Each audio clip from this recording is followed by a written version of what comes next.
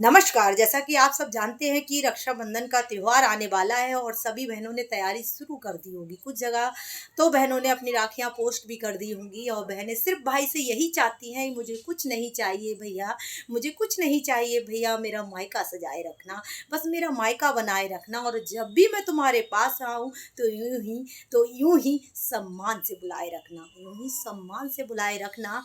एक ही घर में पले और बड़े हुए भाई बहन और एक ही माँ-बाप की संतान हैं दोनों, फिर भी जब भाई बड़े होते हैं, तो फिर अपना अलग मकान बना लेते हैं और फिर भाई और बहन मेहमान बनकर रह जाते हैं और मेहमान बनकर एक-दूसरे के यहाँ आते और जाते हैं। तो बहन को कुछ नहीं चाहिए, वो तो अपना हिस्सा तक छोड़ देती है सिर्फ भाई के प्यार के खातिर।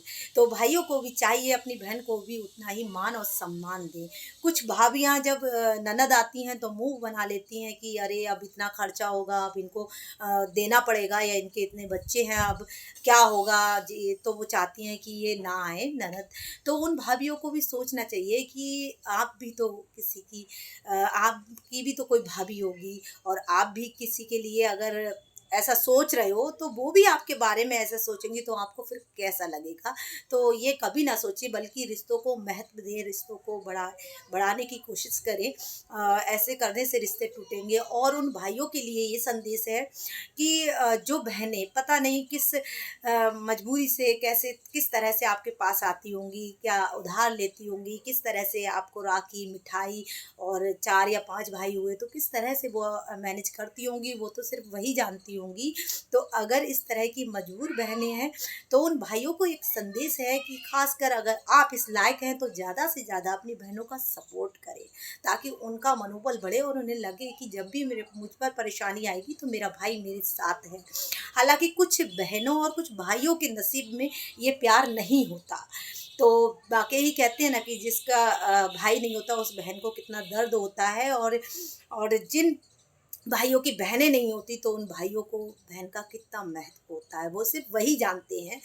तो अगर ऐसा हो और कई बार बहनें जो होती हैं, किसी कारण से वो नहीं पहुँच पाती और उनको या ससुराल के कारण रोक दिया जाता है या फिर किसी वजह से या फिर पैसे की तंगी से अपने भाई के पास राखी लेकर नहीं पहुँच पाती, तो उन भाइयों का दायित्व बनता है कि ए रिश्ता सिर्फ़ एक तरफ से नहीं चलता। अगर बहन के लिए आप ज़रूरी हैं, आपके लिए बहन ज़रूरी एक रिश्ता मानती है, तो आपका भी दायित्व बनता है कि आप भी अपनी बहन का रिश्ता मजबूत करें। अगर वो किसी कारण से नहीं आ पाती, तो आप खुद चले जाएँ और ताकि बहन को भी लगे, क्योंकि वो अपने आप को बहुत टूटा हुआ महसूस करती है कि आज मैं अपने भाई को राखी नहीं बाँध सकी। तो अगर ऐसा कभी भी ऐसा मोड़ आता है या ऐसा दिन आता है, तो आप खुद चले जाइए अपनी बहन से राखी बंधवाने के लिए, तो उसको बड़ी खुशी होगी और आपका एक ये सरप्राइज़ भी होगा उसके लिए। तो उन भाइयों को मेरा यही संदेश है। और रक्षाबंधन का त्योहार प्यार और सम्मान का त्योहार है, इसको खूब अच्छे से मनाएँ। और अब तक आपने अगर मेरे यूट्यूब चैनल को सब्सक्राइब नहीं किया है तो प्लीज़ कर लीजिए और ज़्यादा से ज़्यादा फ़ेसबुक पर मुझे फ़ॉलो करें। Thank you.